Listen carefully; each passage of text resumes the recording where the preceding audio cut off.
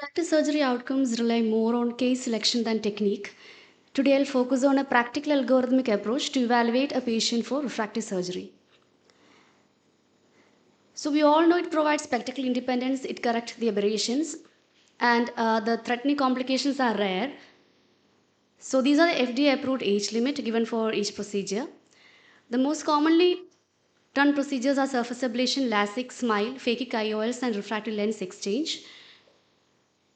So what we pick up in history often eliminates the unsafe candidates before touching the topographer. So counseling is of utmost importance prior to taking up a procedure. So we have to see what the patient expects, whether the patient will be coming for regular follow-up, whether the patient has any um, risk factors, and always an informed written consent should be taken. So the preoperative evaluation should include what the patient expects from the procedure, the profession of the patient, any ocular history, any contact lens usage, the refractive stability, any systemic history, any other risk factors, drug history, and any other comorbidities. So contact lens usage is important because it ensures appropriate washout to avoid misleading topography, and contact lens should be discontinued before the patient comes for workup. Now, symptoms like dryness, allergic, and eye rubbing can indicate keratoconus tendency. So, what should the patient expect? So, the patient should expect that whatever he can read with his corrective glasses, that will only be achieved with refractive surgery, and it cannot treat amblyopia. So, the occupational needs should be evaluated, especially patients who are involved in defense and pilots, then night drivers. They require stricter screening, and some people need their near vision to carry out their day-to-day activities. Now, systemic history is also important. So, these are not very good candidates for the procedure. People who have uncontrolled diabetes mellitus, people who have propensity to develop scars and keloids, immune deficiency, collagen vascular disorders, medications like sumatriptans, isotretinoin, because most of the patients who come for the procedure are younger patients and they are prone to acne, migraine, and they might be taking these medications also. So triptans can increase the risk of epithelial defects, and tretinoin can gives rise to dry eye and affect wound healing. Pregnancy and breastfeeding is also are contraindications for refractive surgery. Now, when the patient walks into the room itself, the patient should be evaluated whether the patient has any broad nasal bridge, any deformities in the face. These can affect docking procedures. Whether the patient has any active vesicles on the forehead, which can indicate herpes. Now, whether the patient has any squint. So the examination will include visual acuity, refraction, ocular dominance, pupil size, and IOP measurements. Refraction should be accurate and reproducible. We have to look consistency between the subjective, objective, and old glasses. Cycloplegic refraction is important in hyperopes and young patients. Always check that refractive astigmatism aligns with corneal astigmatism.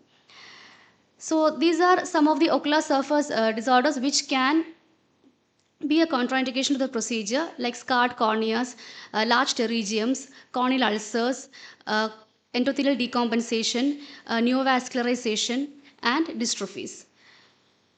Posterior segments should also be assessed. Retinal evaluation and optic nerve should be assessed. Any lattices should be lasered prior to the procedure, and any patient who are a DIS suspect should be evaluated for glaucomatous changes. Next is the ocular surface, which is often overlooked but is one of the biggest cause of inaccurate refraction and poor postoperative quality of vision. Tear film should be assessed with Schirmer, T-BUT, meibography, and OSDI score if needed. A compromised ocular surface must be treated before any measurements because this can dramatically improve topography regularity and reduce false cylinders and improve postoperative comfort. So this is a non-invasive tear breakup time from a topo machine. So this shows the first breakup time and average breakup time. So this shows that the post-operative recovery of the nerve fibers. So note that the viable fibers are visible at 1 week and 1 month after surgery in SMILE group, and partial recovery of the fiber density starts at 3 months after LASIK. So other investigations include topography, pachymetry, pupillary assessment, wavefront analysis, corneal biomechanics like Corvus if available, ocular biometry, and specular count. So topography is the heart of refractive surgery because it detects risks. More than detecting keratoconus, it excludes patients who are not a good candidate for the refractive surgery. So there are various ectasias or various borderline groups which are not a proper candidate for cornea-based procedures. So like this patient who is a borderline patient, the other one was a keratoconus patient, and this shows the CTSP curve of the same patient. So pachymetry is also important because we have to calculate the residual stromal bed and the percentage of tissue altered. PTA above 40 has been associated with higher risk of ectasia.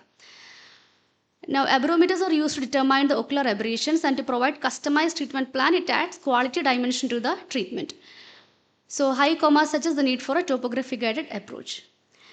So this is a Cernicke order showing various type of aberrations.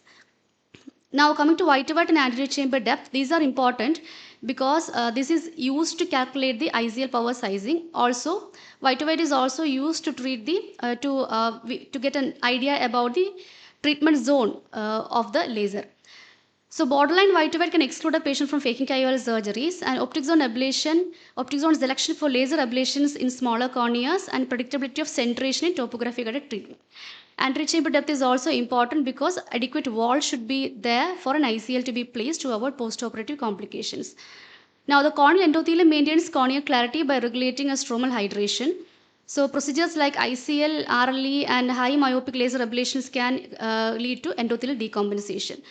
So eligibility for ICL we already know. A very low specular count is an absolute contraindication. Also, if the patient has a low ICD and borderline thickness, it is better to avoid procedures which put more pressure on the cornea, and surface ablation might be a safer option. So this is the manufacturer's calculation and ordering system nomogram for ICL size selection by Star Surgicals. Pupillometry is essential because mesopic pupil size predicts glare and halos after surgery. If the pupil dilates beyond the optical zone, night vision quality drops. It also guides optical zone selection and also helps in centration. So who's a suitable candidate? A patient who is of appropriate age with refractive stability attained, with expectations explained and no contraindications. So for a patient who has adequate corneal thickness, who doesn't have a steep cornea, we can go for a surface ablation or any other cornea-based procedures.